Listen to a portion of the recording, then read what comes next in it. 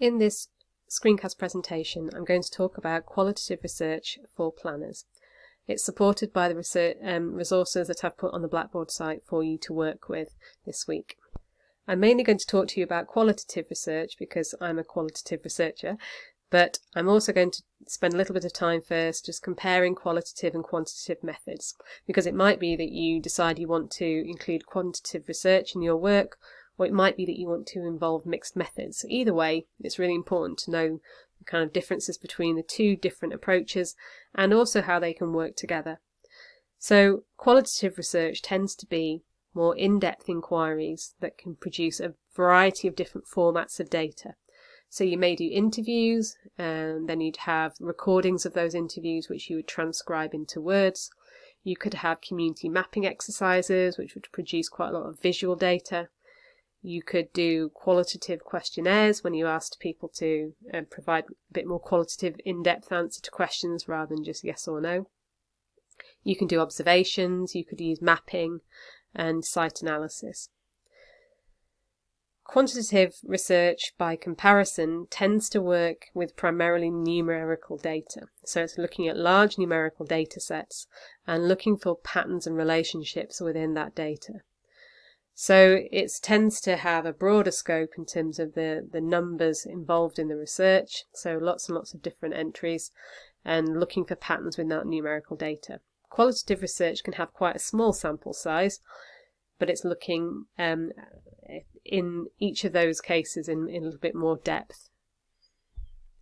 So a subject that could be explored both qualitatively and quantitatively here would be something to do with developers and affordable housing.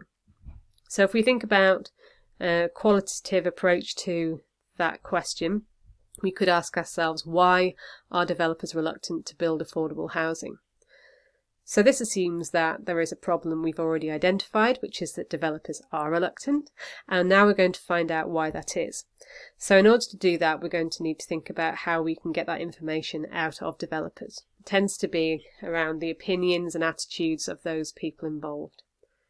If we think about that same subject from more of a quantitative perspective, we might ask ourselves what percentage of new houses built by developers in 2019 were classed as affordable. So as you can maybe see, there's actually a relationship between qualitative and quantitative research quite often, because unless we know that there is only a small number of houses built by developers that were classed as affordable, we don't think we've got a research problem that we need to explore. So it's only by doing quite a large-scale quantitative study that we can often identify some of these problems that we then need to go and explore qualitatively. So that percentage figure won't tell us why developers are reluctant to build affordable houses. We need to find different ways of exploring that issue qualitatively to find out what's going on. So there are lots of broad information about qualitative and quantitative research, comparing the two and giving lots of different examples. But a very oversimplified summary would be that qualitative research seeks to identify why something is happening, whereas quantitative research seeks to quantify what is happening and maybe where it's happening and the extent to which it's happening. But most importantly, that won't tell us why. Some examples of qualitative research questions that I have supervised with students would be, what has been the impact of city centre regeneration schemes on independent businesses? So this project, rather than looking at the financial intake of independent businesses within a particular area from a quantitative perspective, this looked at the issue qualitatively by interviewing small business owners within a case study area of a city centre that had undergone a regeneration scheme. So it was really the impact in terms of the perceptions of the small business owners rather than a quantitative assessment of the financial impact in numerical terms. The methods used there were interviews, and the researcher transcribed those interviews and looked for themes that emerged from those transcripts. Another question that I supervised recently was, how effective have health impact assessments, HIAs, been in the planning application process?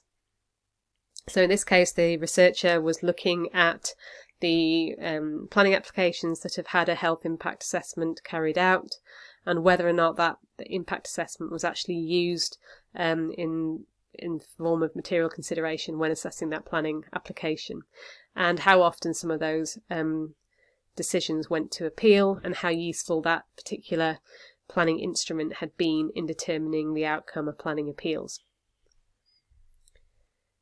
Another question was, how effective is planning policy at delivering high quality green space in new housing developments? Again, this is quite an in-depth qualitative study that chose a couple of case study examples of new housing developments and did an assessment of the quality of that green space, and then spoke to the stakeholders involved. So that would be some of the planning officers who'd worked on the scheme, residents in the area and other stakeholders, to find out how effective the planning process had been at delivering against green space objectives. And the final example I've got here, what are public attitudes towards traffic calming schemes? So this one again is a very qualitative study identifying, I think this one didn't actually identify a particular case study area. It just found a number of areas where there have been traffic calming schemes and spoke to residents and business owners in those areas to find out what their attitude was towards them. The most sort of straightforward way of understanding the difference between qualitative and quantitative research is really when we start to think about the methods that you might use in your research. So qualitative research methods include things like interviews, qualitative questionnaires, focus groups, which is when you get a number of people together to discuss a topic, policy and documentary analysis, so this is where you do a fresh analysis of existing policy documents or other documents, to look for kind of fresh themes and emerging discourses. Spatial analysis and site assessment, so that's either based on maps or visiting sites and doing a visual assessment of those areas. Observation, so that's not only observing and analysing sites, but it can also be observing human behaviour in those sites. Approaches like participatory mapping, which you've got a image there that shows an example, which is where you actually use the generation and the annotation of maps as a method for engaging communities in planning. And the list could go on. I'd say there are lots of texts on qualitative research methods that you can go and explore and have a think about which ones look best for you. But before you get into thinking about methods, often the first challenge for people embarking on a piece of research is thinking about the topic, so thinking about what you want to research. And that process can be frustrating, or it can be quite exciting, depending on the kind of person that you are and what you enjoy as a challenge. So some things that you can think about would be, is there a problem or issue that you're interested in exploring? Is there something that you already know or suspect is a problem? Or you could start off by thinking, do you want to find out how effective something is in terms of a tool? So in this case, it would be a planning instrument. So the example I gave previously was the health impact assessments and how effective they had been. Another example I've supervised was the use of Section 106 agreements at delivering play space for children in new housing areas. So how effective are those tools? How well have they been used? And how could they maybe be improved? Or do you want to find out about people's opinion about something? So do you want to find out maybe how colleagues and other professionals view a particular stage of the planning process? Do you want to find out about public perceptions of an issue related to planning? Or do you want to find out what people think about maybe a recent planning application or a recent development? The research theme that you think about and the kind of questions that you're starting to ask yourself will usually help you think about the kinds of methods that you want to use, because they will usually help you to think about who you need to involve in your research in order to get the answers to the questions that you are asking yourself. Identifying research problems within the workplace is in itself a challenge. So this is a skill that you need to start off thinking about. Maybe think about the work that your team or organisation is involved in. What are some of the frustrations and barriers that you experience trying to do your job? How do you know whether the work that you've done is effective? Are there any key targets or challenges that you're having to work towards that could help you think about a particular research focus or research problem?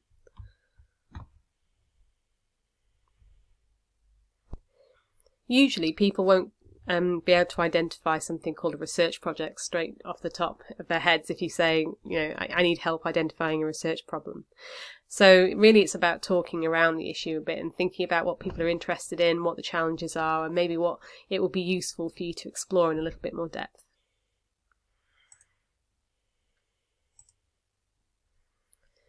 After you've had to think about the sort of topic areas that you're interested in and the sort of questions you might want to ask, then it's important to have a think about skills, because even if you're really interested in an in-depth qualitative piece of research, but the thought of talking to people in extended interviews makes you feel, really anxious or worried, then you don't want to be embarking on a piece of research that's actually going to just stress you out. So have a think about your skills, your preferred learning styles, the preferred ways of working, and try and tailor your research projects to those. So do you like numerical analysis and statistics?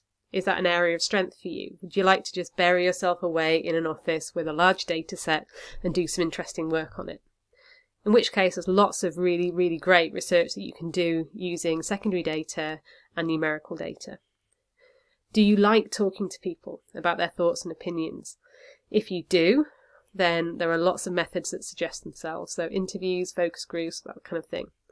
But if you really don't, then have a think about how you can best use other kinds of research methods to help you get the information that you need. Don't commit to doing lots of interviews and focus groups if that idea of that kind of method really worries you. Again, kind of like the first bullet point there is lots of very valid research that can be done by analysing and synthesising and bringing together lots of existing documents, so particularly in policy terms. So you can do lots of good work by analysing and understanding the way that policies have been interpreted and applied in planning processes. And that can be a really great piece of research that doesn't actually involve talking to people much. You can do a lot of that work just from analysing the paperwork. Do you like spatial analysis? Do you like working in spaces and applying theory to the way that spaces have been designed and built and used? In which case maybe have a think about a spatial type of research. Similarly, do you like working with maps and map data? And how could you maybe think about maps as both a research method and as a research data visualization tool, so you can actually create your own maps? Lots of things to think about, and there's an awful lot of information about qualitative research out there for you to read. I hope this has given you a few applied examples from a planning perspective, and thanks for watching.